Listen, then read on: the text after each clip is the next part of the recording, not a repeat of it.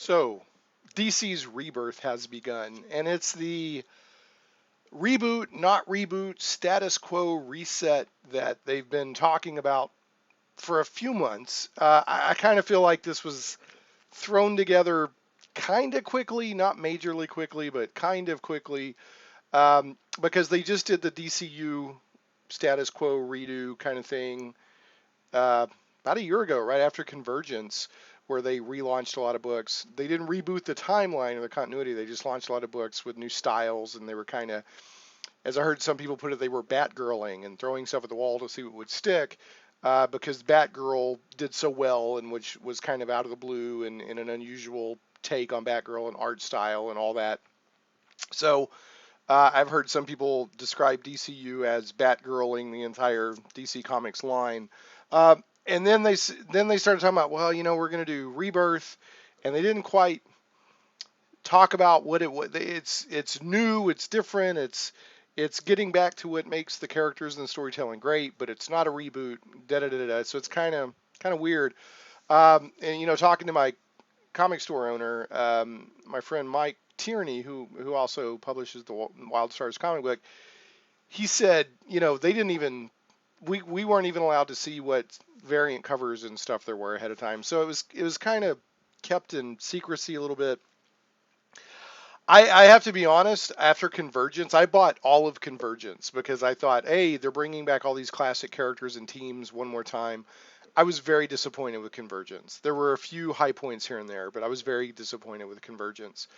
And now I do like the Earth 2 characters, so I'm glad they survived through Convergence, but Convergence itself was a major disappointment to me. And I think the year that Convergence came out, I think DC Comics lost a lot of money. I don't know if just because of Convergence. So anyway, not a good not a good thing. Obviously, I got this huge. I mean, I bought it all, um, and was not happy. So when they announced Rebirth, is very cynical. And I was like, I don't know. I'm just not excited. I'm whatever. Stop rebooting. You keep rebooting these characters, and each time they lose a little bit more of my connection with them. They feel like copies. Like if you could just reboot a character or have all these alternate versions, the stuff you do doesn't matter because the character next door in the other universe is still there, and it just kind of the the clarity and the importance of the character fades a little more each time you reboot. And I was a big fan of Crisis on Infinite Earths. I remember when that came out. It was 85. I was 13. And I was like, whoa, I loved Crisis on Infinite Earths. But all the reboots and all this and all that and major events that have come every summer, it seems like since then, I wish it never would have happened. And I loved Secret Wars, the original Secret Wars from the 80s. I wish that would have never happened because of all the reboots and changes and this and that that it led to since then. Oh, these big events sell. I'm happy to share that I think that Rebirth, I was thinking of Reboot, is quite good, actually. So two things happen simultaneously that have me in DC's corner at the moment. One is that the Rebirth came out, and I decided to give it a shot, and I was really impressed with Rebirth number one by Jeff Johns and Gary Frank, a ton of different artists. There's several chapters, and depending on the chapter, there's a different artist, but it's Jeff Johns wrote it. Who's sort of the creative director for DC right now. And I think he's trying to take DC back to a certain feel or style. It's very good. Um, it kind of tells the tale of Kid Flash, Wally West, uh, the original Kid Flash, not, there's been a few permutations of him, but that Wally West. All right. I don't know how well that'll show. I don't know if it's focusing in, but that Wally West, he's sort of the thread that ties the whole book together. And he's lost in time, in reality. He's detached from reality, and he's a pre-Flashpoint character. Now, the kind of theme of Rebirth is the universe that was brought together after Rebirth. or not Rebirth, Flashpoint. It was more cynical.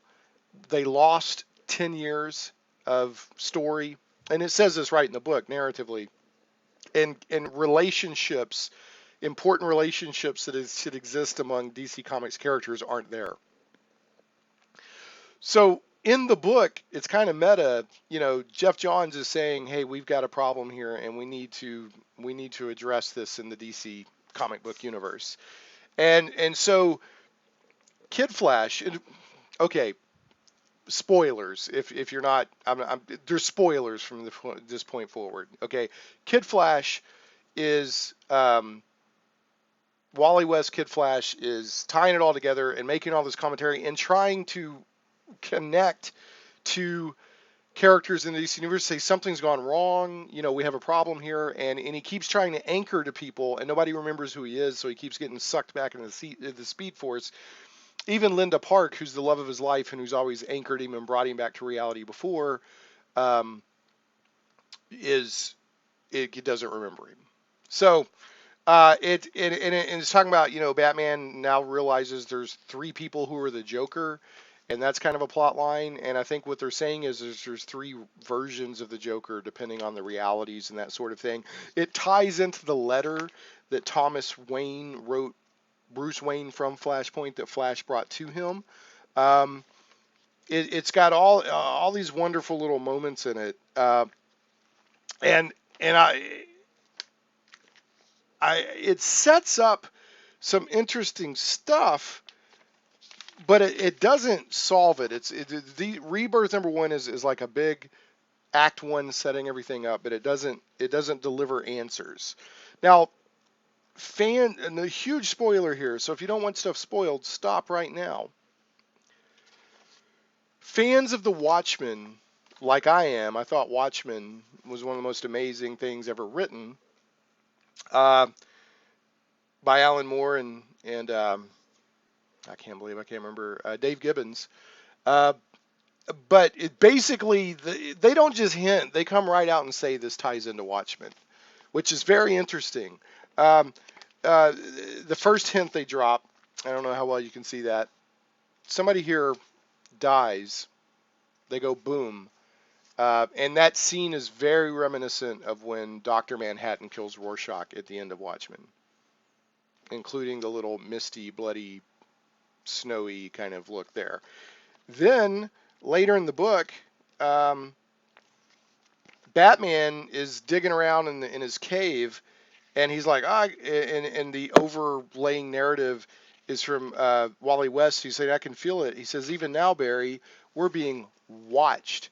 And Batman finds the famous smiley face button with the blood on it from Watchmen right in his Batcave.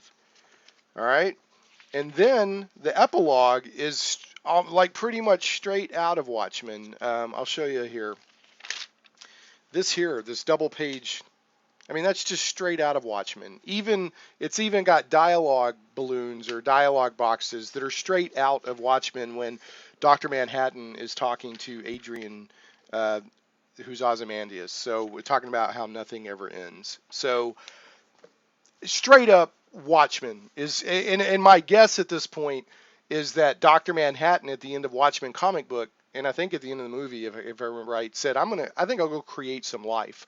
So what Rebirth is saying is that when the universe was put back together after Flashpoint, when Flash got the universe pulled back together after the timeline went wrong, an entity or entities interfered and changed things to their liking or their design, and made things more cynical, and relationships that should be there aren't, and that sort of thing.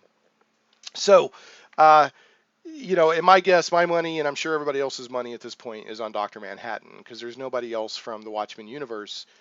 That he was like really the only guy that even had superpowers in the whole universe. Everybody else was street level crime fighters for the most part. I guess you could say that Ozymandias was superhuman. He was just so amazingly in great shape and control of his mind over his body and stuff like that. And a genius. But yeah, he was only so. And like I said, I'm like, well, that's cool, but I'm also kind of like, because some stuff like Watchmen, it's overdone with set it aside. I wasn't even a fan, and I didn't read any of it of the before Watchmen stuff. Just leave it alone. It's self-contained. It's amazing. It's a masterpiece. And just set it aside and leave it alone. But they're bringing it in, so fair enough. I guess I'll try I'll try to enjoy the ride as long as they don't get too crazy with it.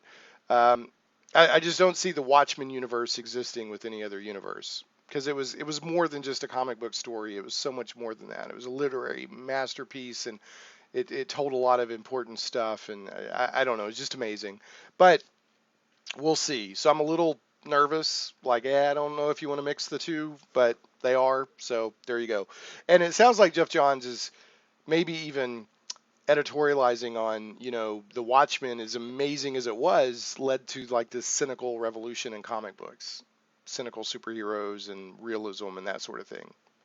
Yeah, I will say between Alan Moore and Frank Miller, Dark Knight Returns, yeah, there's a huge case that could be made for that. They were amazing, but they also kind of led into this cynical age of comics that's still somewhat lingering with us. So that's DC Universe Rebirth #1, and of course you see there they got the new logo that they're doing. There's a whole checklist of books that you should get for Rebirth. Of like all these Rebirth #1s and some Superman comics and Detective Comics and stuff like that. The first 4 are out. Okay, so we've got Batman Rebirth #1, and I did not get the variant covers on purpose. I'm not a big variant cover guy. Superman Rebirth #1, Green Lanterns Rebirth #1, and Green Arrow Rebirth #1. Now these are interesting. They're self-contained stories for the most part. If you're expecting a continuation of this story with more of the answers and mysteries, it doesn't even touch on any of this.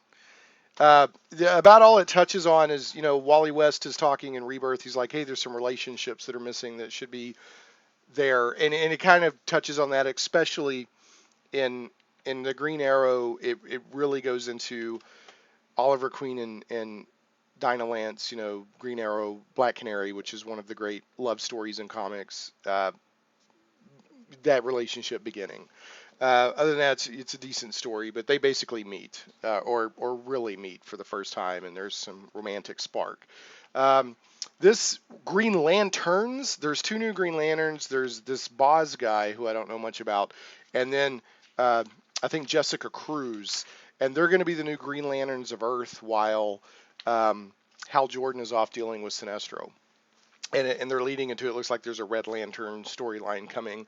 What's interesting is they took and they, I guess these 2 new Green Lanterns, one, they're pretty fresh and raw, and 2, they don't really mix personality wise.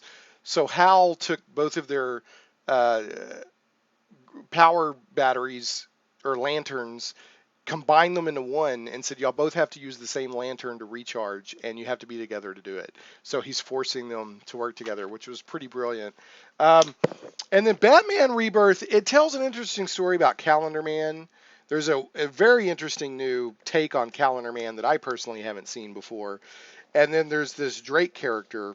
I'm not even sure who he is. I don't think it's Batwing. I think it's a guy that came out of what do you call it? Out of the We Are Robin. But anyway, there's Batman's working with a new protege, and he says, the guy's like, I don't want to be Robin, and Batman says, no, I'm doing something different. I'm not training you to be a Robin. And there's this sort of yellow suit that he's offering him. So I don't really know what's going on there. But there's, yeah, here it is. I don't know if you can see that kind of, he's like, I'm not training you to be a Robin. I'm working with you on a different level. So not quite. I need to research this. I think his name is Drake. I'm not familiar with him. And I'm pretty sure that's not Batwing. So I think he came out of We Are Robin. And then finally, the Superman Rebirth.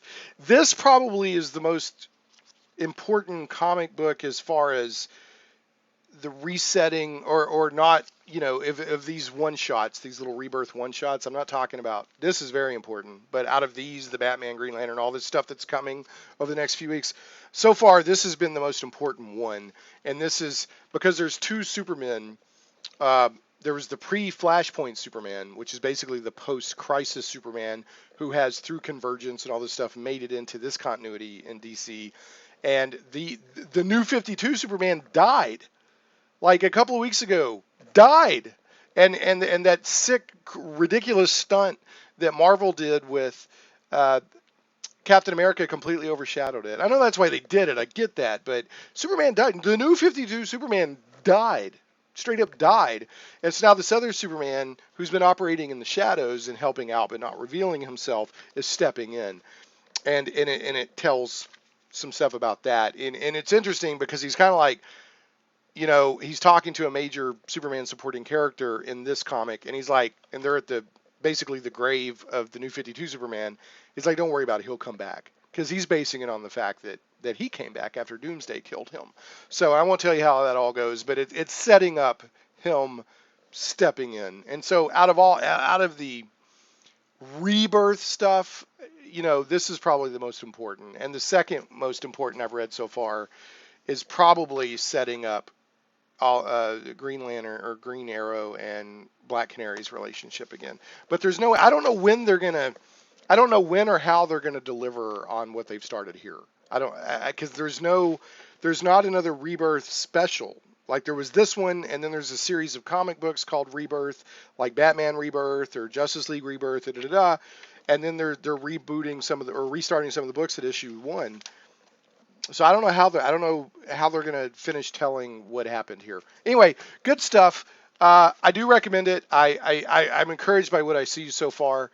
So I gotta admit, I was very cynical going in. I was like, I don't even know if I'm gonna buy it. But you know, Marvel did what they did. I've dropped all Marvel books, and so I've got budget for more. So I would have bought this, I'm sure, but all these individual ones that are coming out, I probably wouldn't have picked these. But now I've got the budget, so thank you, Marvel and DC. I'm looking forward to seeing what you're doing. So pick it up and check it out. I would give it a 9 or 10 on the level that I'm intrigued by what's going to go on. I'm nervous that now that they've set it up, how the execution is going to be. The quality of the books varies, but so far this book is great. I mean, I was really impressed with this. The individual other issues, the quality varies, but none of them are terrible. Out of all of them, I would probably pick up the Superman one just for that story element. And the Batman was told really well, but I didn't quite. There's a lot of elements in there that I didn't understand. And that's my fault for not being up on the Batman continuity right now. I've been reading Batman and Superman, and that's been about it. So anyway, check it out. I think they're off to a great start. Thanks so much for watching. Not washing. Well, I guess DC's washing their line right now and cleaning it up. Please make sure to subscribe to the channel if you haven't already, and leave this video a thumbs up. That helps me out tremendously. Thanks so much for